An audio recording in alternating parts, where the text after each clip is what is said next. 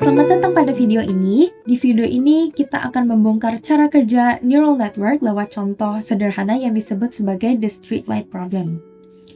Di sini inputnya adalah pola lampu yang menyala, di mana 1 artinya menyala dan 0 artinya mati. Tujuannya adalah untuk mengajari jaringan kita untuk memprediksi kapan aman untuk menyeberang, di mana output adalah 1 untuk walk, dan kapan harus berhenti, di mana output adalah 0 untuk stop, berdasarkan pola lampu yang menyala.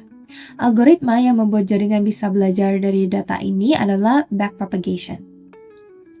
Sebelum masuk ke backpropagation, langkah pertama adalah inisialisasi bobot, di mana semua bobot dalam jaringan seperti weight 01, weight 12, dan juga weight 23 diinisialisasi dengan nilai acak kecil. Inilah titik awal jaringan kita sebelum ia belajar apapun. Dan di sini adalah contoh input dan output yang akan kita gunakan. Sekarang masuk ke free forward pass, di mana kita ambil satu contoh data, misalnya input pertama yaitu 101, ini artinya lampu kiri dan juga kanan menyala. Dan target sebenarnya untuk pola ini adalah stop, yaitu 0. Prosesnya seperti ini, di mana input 101 akan dikalikan dengan bobot pertama yaitu weight 01 yang akan menghasilkan nilai Z1. Lalu kita lewatkan ke fungsi aktivasi ReLU untuk menghasilkan output dari hidden layer pertama yaitu H1. ReLU adalah fungsi aktivasi CNN untuk meminimalisir error.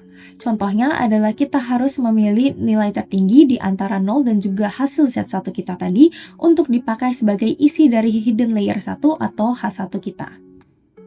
Proses yang sama persis akan kita ulangi, di mana H1 akan dikalikan lagi dengan bobot kedua yaitu weight 12 untuk menghasilkan Z2. Lalu akan diaktifkan menjadi H2.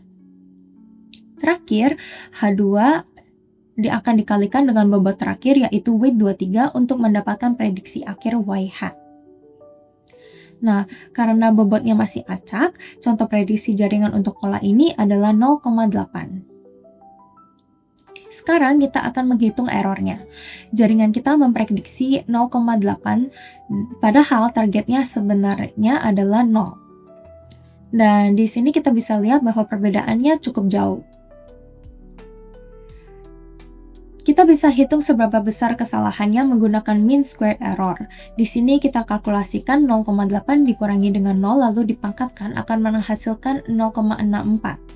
Nilai error ini menjadi sinyal penting, di mana semakin besar errornya maka semakin salah prediksinya dan jaringan kita perlu belajar dengan cara memperbaiki bobotnya.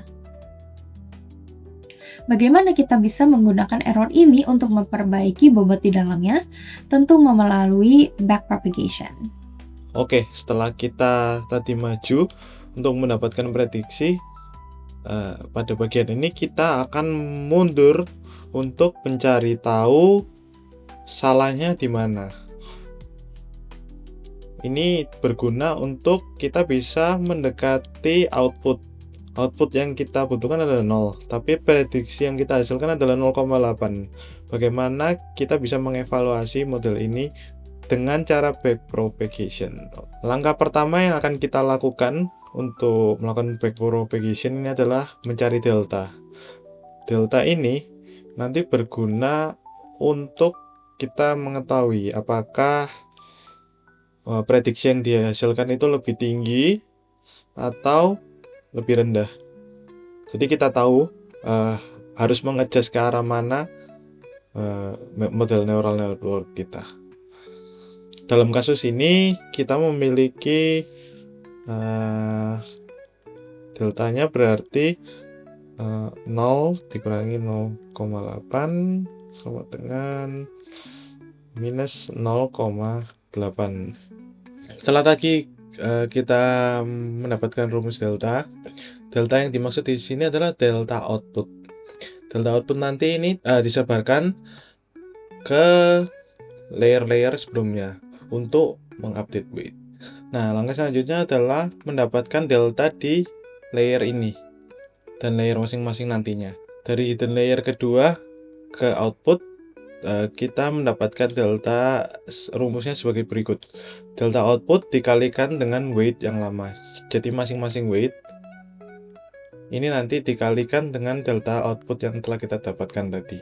Maka nanti ada 3 hasil, delta di weight yang ini, delta di weight yang ini, dan delta di weight yang ini. Setelah tadi kita mendapatkan delta di layer ini, maka yang selanjutnya kita lakukan adalah mengupdate bobot. Bobot yang di sini kita update dengan rumus ini. Weight yang lama yang di sini akan ditambah dengan alpha, yaitu atau yang bisa disebut learning rate, kemudian dikalikan dengan delta. Delta yang telah kita dapatkan ini. Delta yang telah kita dapatkan ini dikalikan dengan itu. Kemudian dikalikan dengan hidden layer. Nilai dalam value ini akan dipakai untuk mengupdate bobot yang baru. Tapi di saat hidden layer ini tadinya diaktifkan fungsi relu, maka kita perlu juga mengaktifkan fungsi relu untuk weight ini. Maka kita perlu mengaktifkan fungsi relu ini. Jika weight baru yang dihasilkan ini adalah di bawah 0, maka kita perlu memberikan nilai 0 ke weight yang baru tersebut. Setelah kita selesai dengan weight baru yang ini, kemudian kita akan beralih ke weight 1-2, yaitu dari hidden layer pertama ke hidden layer kedua. Maka kita ulangi lagi proses yang terjadi di sini.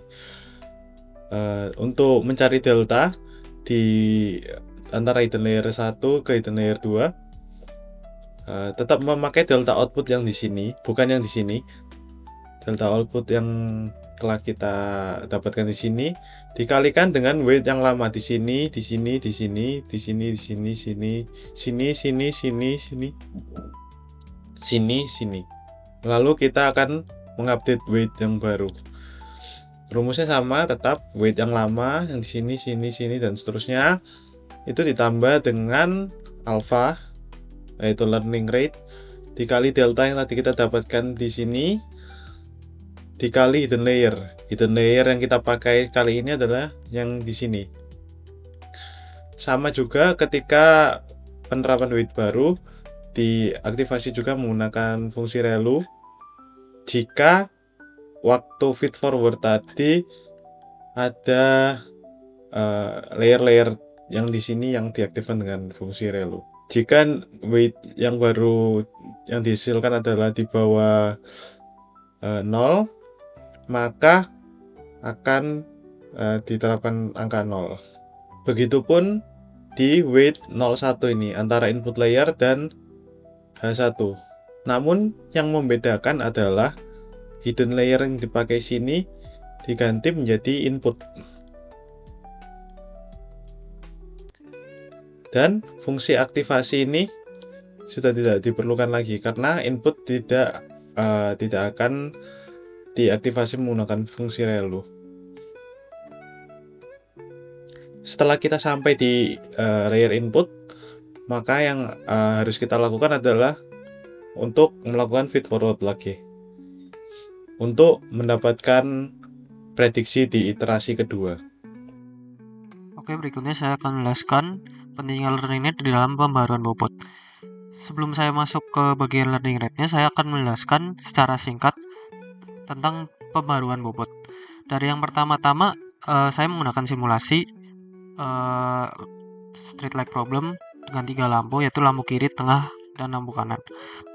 Pembelajaran ini baru benar-benar terjadi dengan adanya rumus pembaruan bobot, yaitu weight lama dikurangi alfa dikali gradien.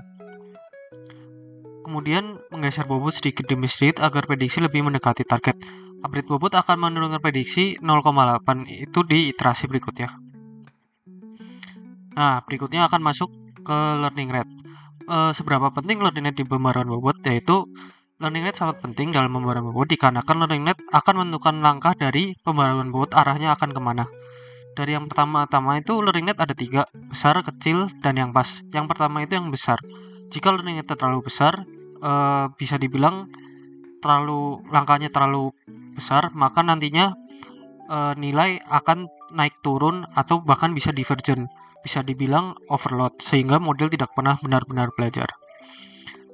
Berikutnya adalah learning rate yang kecil. Learning rate yang terlalu kecil akan memperlambat proses belajar dari model. Seperti pada simulasi di bawah ini, learning rate dapat mencapai titik yang ditentukan, namun membutuhkan iterasi yang cukup banyak. Dan berikutnya adalah learning rate yang pas. Learning rate yang pas adalah learning rate yang bisa dibilang cepat dan memiliki kestabilan yang pas, sehingga tidak akan berlebihan seperti learning rate yang terlalu besar tadi. Nah, berikutnya saya akan menjelaskan pengulangan dari simulasi street light problem yang tadi, yaitu kita dapat melakukan feed forward pass, kemudian melakukan penghitungan error, kemudian menghitung sinyal error atau delta secara mundur, dan menghitung gradien bobot. Berikutnya kita dapat mendapatkan hasil dari pembaruan bobot. Seiring epoch bertambah, error rata-rata akan turun dan jaringan makin pintar dalam mengenali pola. Nah, berikutnya kita akan masuk ke 3 gradien. Dari yang pertama ada batch gradient descent. Batch gradient descent ini bisa dibilang cara menghitungnya yaitu dengan menggunakan semua dataset untuk dihitung. Hasil kualitasnya bagus, namun dan dia stabil, namun dia lambat dikarenakan semakin banyak data, maka perhitungannya akan semakin lambat. Berikutnya ada stochastic gradient descent.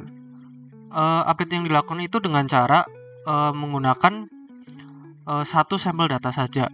Memang cepat, tapi tidak stabil dan nilai bisa naik turun. Dan yang tiga yang paling bagus yaitu mini batch gradient descent. Update dilakukan dengan pembagian sekelompok kecil data dibagi per kelompok kecil sehingga mampu menghasilkan keseimbangan dan kecepatan dalam pembaruan bobot.